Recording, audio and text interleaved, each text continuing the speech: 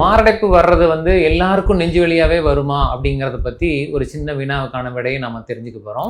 100 பேர்த்துக்கு மாரடைப்பு வந்துச்சுன்னா 60 பேர்த்துக்கு நெஞ்சு வலியா தான் வரும். பட் அது இல்லாம 40% பார்த்தீங்கன்னா வேற வேற விதமா வர்றதுக்கு வாய்ப்பு இருக்கு. சிம்பிளா சொல்லணும்னா இங்க இந்த தாடை இருக்கு பாத்தீங்களா, தாடையிலிருந்து இந்த இறக்குழாய் வரையிலும் எந்த பிரச்சனை எந்த ரூபத்துல வந்தாலும் மாரடைப்பு இருக்குமா அப்படிங்கிற ஒரு கோணத்துல நம்ம பார்க்கணுங்கிறத ரொம்ப முக்கியமா நான் இன்னைக்கு உங்களுக்கு தெரிவிச்சுக்க விரும்புறேன்.